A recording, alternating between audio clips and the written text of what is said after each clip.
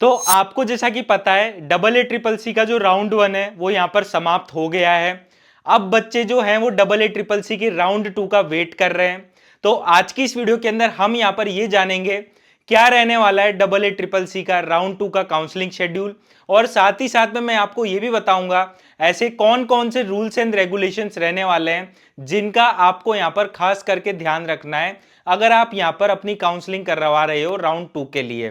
तो जो भी बच्चे यहां पर आयुर्वेदा, यूनानी, सिद्धा, होम्योपैथी के अंदर एडमिशन लेना चाह रहे हैं उन सभी स्टूडेंट्स के लिए ये वीडियो बहुत ही ज्यादा इंपॉर्टेंट होने वाला है। तो आपको जैसा कि पता है राउंड 1 के अंदर फ्री एग्जिट था।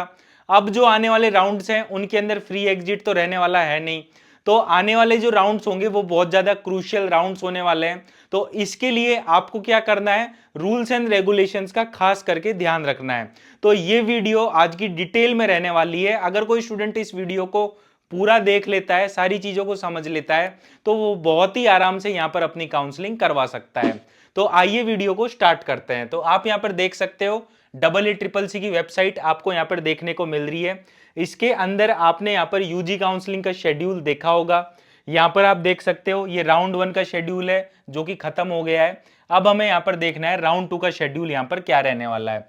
तो आप यहां पर देख सकते हो 17 सितंबर या 18 सितंबर को आपको क्या आ जाएगा, सीट मैट्रिक्स आ जाएगा राउंड 2 का। उसके बाद में आप यहां पर देख सकते हो 18 सितंबर से लेके 23 सितंबर तक यहां पर क्या होने वाला है, पेमेंट होने वाला है और रजिस्ट्रेशन होने वाला है। जिन भी बच्चों ने यहां पर राउंड 1 के अंदर रजिस्ट्रेशन नहीं किया था और अब वो राउंड 2 के अंदर रजिस्ट्रेशन करना चाहते हैं तो उनके लिए एक सुनहरा मौका है। उनके लिए यहां पर 6 दिन का टाइम दिया गया है रजिस्ट्रेशन के लिए और पेमेंट के लिए। तो आपको यहां पर क्या करना है, रजिस्ट्रेशन फीस पे करनी है, सिक्योरिटी अमाउंट पे करना है। चाहे आप counselling government aided central university, deemed university के लिए काउंसलिंग करवा रहे हो तो रजिस्ट्रेशन करने के बाद में आप यहां पर देख सकते हो चॉइस फिलिंग के लिए भी आपको यहां पर 5 दिन का टाइम दिया जा रहा है, 19 सितंबर से लेकर 23 सितंबर तक। उसके बाद में आप यहां पर देख सकते हो जो प्रोसेसिंग पीरियड है रिजल्ट का वो 24 से 25 सितंबर रहने वाला है।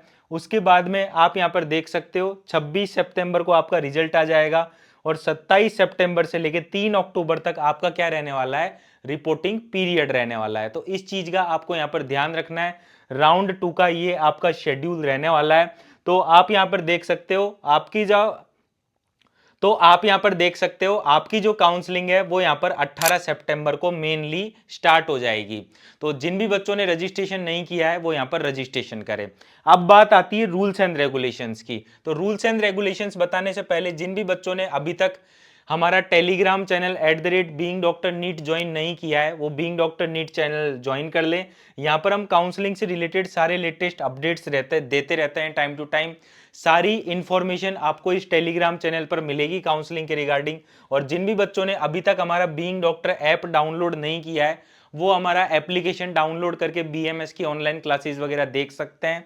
और स्टूडेंट्स को अगर काउंसलिंग के रिगार्डिंग कोई हेल्प चाहिए, पेड काउंसलिंग सर्विसेज चाहते हो आप, तो आप हमारे Ayush and veterinary counselling guide course में इनरोल करके मुझे या मेरी टीम को रीच आउट कर सकते हैं, जहां पर हम चॉइस फिलिंग, काउंसलिंग प्रोसेस, सारी चीजों के अंदर हम हेल्प करते हैं स्टूडेंट्स की। फिर बात आती है रूल्स एंड रेगुलेशंस की। तो रूल्स एंड रेगुलेशंस के बारे में मैं आपको बता देता हूं। तो रूल्स एंड रेगुलेशंस पहले मैं आपको लिख लिख कर समझाऊं उससे पहले आपको ये क्या देखनी है, फोटो देखनी है। तो आप यहां पर देख सकते हो राउंड 1 से तो हमें अब कोई लेना देना है नहीं, हमें यहां पर मेनली बात करनी है अब राउंड 2 के बारे में। तो आप यहां पर देख सकते हो राउंड 2 के अंदर कोई भी फ्री एग्जिट नहीं है। राउंड 1 के अंदर तो क्या था, फ्री एग्जिट था, लेकिन राउंड 2 के अंदर यहां पर कोई भी फ्री एग्जिट नहीं है अगर आपको यहां पर सीट अलॉट हो जाती है। फिर उसके बाद में दूसरी चीज क्या है, यहां पर अगर आप सीट नहीं लेते हो तो आपका जो सिक्योरिटी मनी होगा वो क्या हो जाएगा, फॉरफिट हो जाएगा, चाहे आप उस सीट को ज्वाइन करो या ना करो। तो ये चीज आपको यहां पर ध्यान रखनी है। तो यहां पर देखो ये जो पॉइंट्स हैं इनके अंदर क्या लिखा हुआ है ये बताने से पहले मैं आपको ये बता देता हूं। जो सिक्योरिटी अमाउंट है गवर्नमेंट कॉलेजेस के लिए, यहां पर आप देख सकते हो गवर्नमेंट एडेड कॉलेजेस के लिए वो कितना रहने वाला है, 20,000 रुपए रहने वाला है। और डीम्ड यूनिवर्सिटी के लिए जो सिक्योरिटी अमाउंट है वो है 50,000 रुपए। तो ये जो फॉरफिट करने की बात की जा रही है यहाँ पर, ये सिक्योरिटी अमाउंट क्या कर लिया जाता है, आपका फॉरफिट कर लिया जाता है। इस चीज का आपको यहाँ पर ध्यान रखना है। उसके बाद में आप यहाँ पर देख सकते हो यहाँ पर कुछ पॉइंट्स दिए गए हैं, स्टूडेंट्स को समझ में नहीं आ रहे थे तो ये पॉइंट्स जो है वो मैं यहाँ पर एक एक करके आपको समझाने वाला हूँ। तो जो सबसे पहला पॉइंट है उसमें ये दिया गया है, जैसे कि किसी बच्चे को यहाँ पर राउंड 1 के अंदर सीट अलॉट नहीं हुई थी, वो यहाँ पर क्या कर सकता है, राउंड 2 के अंदर वापस से चॉइस फिलिंग कर सकता है। पहली चीज आपको ये ध्यान रखनी है। अब कोई बच्चा ऐसा है जिसे यहाँ पर राउंड 1 के अंदर सीट अलॉट हुई थी लेकिन उसने ज्वाइन नहीं करी थी, वो भी क्या कर सकता है, राउंड 2 के अंदर पार्टिसिपेट कर सकता है। तीसरी कंडीशन ये बनती है, अगर कोई स्टूडेंट ऐसा है जिसे राउंड 1 के अंदर सीट अलॉट हुई है और उसने रिपोर्टिंग भी किया है कॉलेज में, रिपोर्टिंग करने के बाद में या उसने सीट कैंसिल करी है या रिपोर्टिंग करने के बाद में अगर उसने अपग्रेडेशन किया है, तो वो भी क्या कर सकता है, राउंड 2 के अंदर क्या कर सकता है, पार्टिसिपेट कर सकता है। इस चीज का आपको यहां पर ध्यान रखना है। उसके बाद में मैं आपको एक चौथी कंडीशन और बताता हूं। चौथी कंडीशन के अंदर होता क्या है, राउंड 1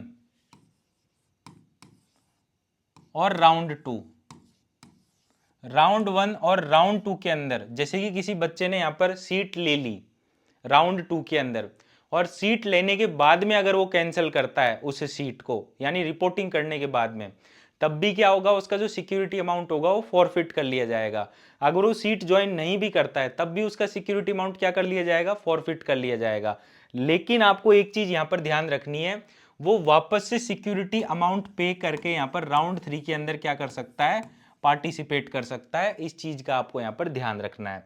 अब यहां पर देखो यही चीज लिखी गई है, अब कैसे पार्टिसिपेट कर सकता है वो मैं आपको बता देता हूं। जैसे कि कोई बच्चा राउंड 2 के अंदर यहां पर रिपोर्टिंग कर देता है कॉलेज के अंदर, लेकिन राउंड 3 चालू होने से पहले यहां पर आप देख सकते हो 3 दिन पहले, यहां पर आप साफ साफ देख सकते हो 3 दिन पहले राउंड 3 के चालू होने से पहले अगर वो राउंड 2 की सीट को छोड़ देता है तो होगा क्या, उसको राउंड 3 में पार्टिसिपेट करने का मौका दिया जाएगा, लेकिन उसका जो सिक्योरिटी अमाउंट होगा वो क्या कर लिया जाएगा, फॉरफिट कर लिया जाएगा। तो इस चीज का आपको यहाँ पर ध्यान रखना है।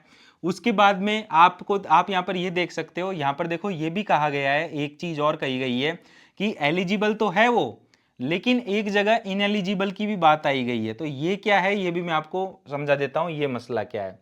तो ये मसला ये है कि अगर कोई स्टूडेंट ऐसा है जिसको यहाँ पर राउंड 2 के अंदर सीट अलॉट हुई है, उसने रिपोर्टिंग भी कर ली है, लेकिन अब वो क्या करता है, राउंड 3 के रिजल्ट आने के बाद में या उससे पहले या राउंड 3 जो होता है वो चालू हो जाता है, उसके बाद में अगर राउंड 2 की सीट अगर वो छोड़ता है या कैंसिल करता है तो वो क्या हो जाएगा, इनएलिजिबल हो जाएगा काउंसलिंग के लिए।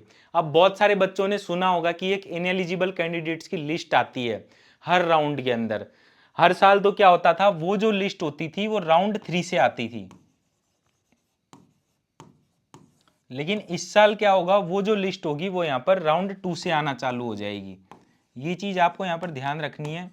तो यहाँ पर क्या होंगे, स्टूडेंट्स इनएलिजिबल होते जाएंगे यहाँ पर काउंसलिंग के लिए, और काउंसलिंग के लिए अगर जिन स्टूडेंट्स के ज्यादा नंबर है वो इनएलिजिबल होते जाएंगे सिर्फ और सिर्फ छोटी छोटी मिस्टेक्स की वजह से, तो यहाँ पर होगा क्या, यहाँ पर बेसिकली कट ऑफ पे बहुत ज्यादा इफेक्ट पड़ेगा, और जो आपकी कट ऑफ होगी वो क्या होती जाएगी, यहाँ पर रिड्यूस होती जाएगी, कम होती जाएगी। तो इस चीज का आपको यहाँ पर ध्यान रखना है। फिर बाकी की बातें भी मैं आपको यहाँ पर समझा देता हूँ कि आपको क्या करना है, जो रूल्स एंड रेगुलेशंस है वो बहुत ही सोच समझ कर पढ़ लेना है। और अगर आप चॉइस फिलिंग भी कर रहे हो राउंड 2 की, तो आपको बहुत ही ज्यादा सोच समझ के यहाँ पर चॉइस फिलिंग करनी है, क्योंकि मैंने आपको बता ही दिया कोई फ्री एग्जिट तो है नहीं अब राउंड 2 के अंदर।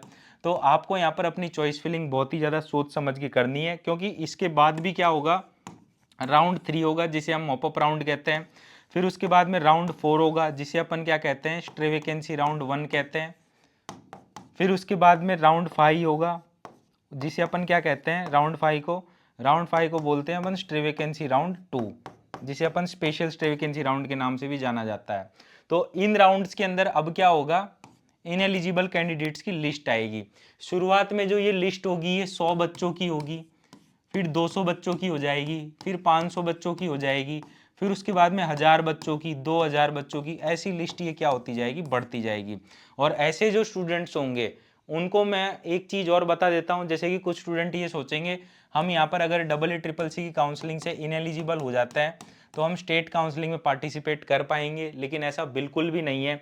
अगर आप यहाँ पर AA से इनएलिजिबल हो जाते हो तो आप ऑटोमेटिकली क्या हो जाते हो, स्टेट काउंसलिंग से भी बाहर हो जाते हो। तो इस चीज का आपको यहाँ पर खास करके ध्यान रखना है। तो यही एक इम्पोर्टेंट ऐसी चीज़ थी जो मैं आपको बताना चाहता था इस वीडियो के अंदर। तो मैं फिर से एक बार कह रहा हूं, आपको यहां पर चॉइस फिलिंग बहुत ही सोच समझ कर करनी है। बाकी इस वीडियो के अंदर इतना ही था। उम्मीद करता हूं दोस्तों आपके सारे डाउट्स क्लियर हो गए होंगे। बाकी जिन भी बच्चों को मेरी इस वीडियो से हेल्प हुई हो वो हमारे बीइंग डॉक्टर चैनल को सब्सक्राइब करें, मेरी वीडियो को ज़्यादा से ज़्यादा लाइक करें, अपने दोस्तों में शेयर करें ताकि उनकी भी काउंसलिंग के रिगार्डिंग हेल्प हो सके। बाकी आपके कोई डाउट्स हो या कोई क्वेरी हो तो आप कमेंट सेक्शन में कमेंट करके बता सकते हैं, उनका भी रिप्लाई देने की मैं पूरी पूरी कोशिश करूंगा। थैंक यू दोस्तों मेरी वीडियो देखने के लिए।